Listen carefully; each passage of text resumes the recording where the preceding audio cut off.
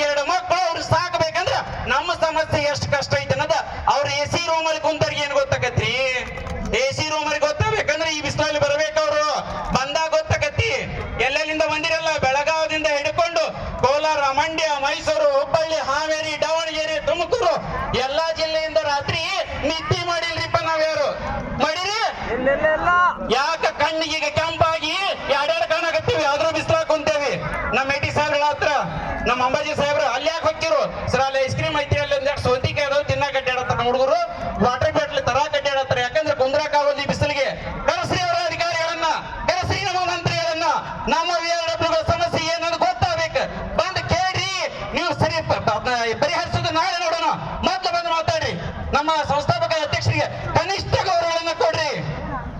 ನಮ್ಮ ರೋಷ ಆವೇಶ ನಮ್ಮ ಮಾತಲ್ಲಿ ಯಾಕೆ ಬರತೈತೆ ಅಂದ್ರೆ ಪ್ರತಿದಿನ ಸಹಾಯಕತ್ತೇನು, ಹೌದಲ್ಲ? ಇದು ದಿನ ಒಂದಕ್ಕೂ ಆಗಲ್ಲ. ಇವತ್ತೇ ಕೊನೆ ಮಾಡ್ರಿ.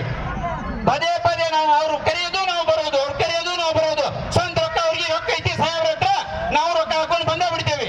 ಇವ್ರು ನಮ್ಮನ್ನ ನೋಡೋವಲ್ರು. ಮಾನ್ಯ ಲಕ್ಷ್ಮೀ ಹೆಬ್ಬಾಳ್ಕರ್ ಅವರಿಗೆ ಚಳಿಗಾಲದ ಅಧಿವೇಶನದಾಗ ಸಾಹೇಬ್ರ ಕ್ಲಿಯರ್ ಆಗಿ ಹೇಳಿದ್ರು, ಮೇಡಮ್ ನಮಗೂ ನಾಚಿ ಬಂದೈತ್ರಿ, ದಯವಿಟ್ಟು ಮಾಡಿಕೊಟ್ಟು ಬಿಡ್ರಿ.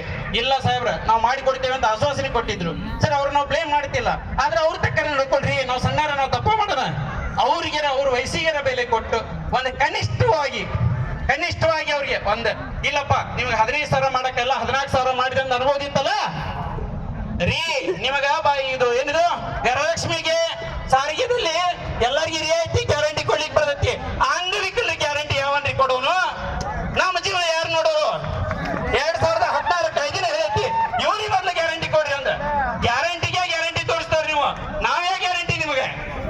ಸಿಟ್ಟು ಏನಕ್ಕೆ ಬರ್ತೈತೆ ಅಂದ್ರೆ ನಮ್ಮದು 9,000 ರೂಪಾಯಿದಲ್ಲಿ ಯಾವುದೇ ರೀತಿಯ ಒಂದು ದಿನದ ಸುಖದಿಂದ ನಿದ್ರೆ ಮಾಡತಕ್ಕಂತ ಜೀವನ ಇಲ್ಲ. ಪಂಚಾಯಿತಿಯಲ್ಲಿ ಮೆಂಬರ್ ಇಂದ ಹಿಡ್ಕೊಂಡು ಅಧ್ಯಕ್ಷನ ತನಕ ನಮ್ಮ ಮೇಲೆ ಹರಾಸ್ಮೆಂಟ್. ಯಾರಿಗೆ ಹೇಳಕ್ ಬರಂಗಿಲ್ಲ. ನಿಮ್ಮ ಒಳಗಿನ ಮನಸ್ಸಿನ ಒಳಗಿನ ನೋವು ಹೇಳತ್ತೀನಿ ನಾನು. ಪ್ರತಿಯೊಬ್ಬರದು ಕಿರಿಕಿರಿ ಐತಿ. PDO ಒಂದು ಐತಿ, AO ಒಂದು ಐತಿ, ಎಲ್ಲರದು ಐತಿ. ಯಾಕೆ ಹೇಳಂಗಿಲ್ಲ ರೀ? ನಾವು ನಮ್ಮ ಸಂಕಷ್ಟಕ್ಕೆ ಬರೆದಾಳ್ತೀವಿ. ನಾವು ಒಮ್ಮೆ ಸರ್ಕಾರಿ ನೌಕರಿ ಅಂತ ಆಗಲಿ ಇವ್ರ 10 ನೋಟಿಸ್ ಕಳಿಸಿದ್ರು ಹೆದರಂಗಿಲ್ಲ. ನಾವು ಹೆದರ್ತೀವೇನ್ರಿ?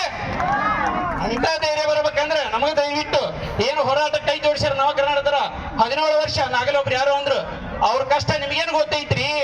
ಸ್ವಂತ ಕೆಲಸ ಬಿಟ್ಟು ಬಂದು ಈ ಸಂಘಟನೆ ಕಟ್ಟ್ಯಾರ ಅವರು. ನಿಜವಾಗ್ಲೂ ನಮ್ಗೆ ಆಗಲ್ಲ ಸರ್. ನಮ್ಮ ಪರಿಸ್ಥಿತಿ ಅಷ್ಟೊಂದು ಸುಧಾರಿಸಿಲ್ಲ. ಒಂದು ಸಮಾಜ ಕಟ್ಟಬೇಕು, ಒಂದು ಸಂಘಟನೆ ಕಟ್ಟಬೇಕಂದ್ರೆ ಬಹಳ ಕಷ್ಟ ಇದೆ. ಅವ್ರು ಕಟ್ಟಿದಾರೆ ಅಂದ್ರೆ ನಾವು ಬೆನ್ನೆಲುಬಾಗಿದ್ದೀವಿ. ಆದ್ರೆ ಪೇಷನ್ಸ್ ನಮಗೂ ಮೀರಾತೈತಿ. ದಯವಿಟ್ಟು ಅವ್ರಿಗೆ ಬೆಂಬಲ ಕೊಡೋಣ. ಆದ್ರೆ ಸರ್ಕಾರ ಅವ್ರಿಗೆ ಬೆಲೆ ಕೊಡ್ಲಿ. ಕೊಡ್ಬೇಕಲ್ಲ? ನಮ್ಮ ಪರಿಸ್ಥಿತಿಯನ್ನು ಸುಧಾರಿಸ್ತಕ್ಕಂಥ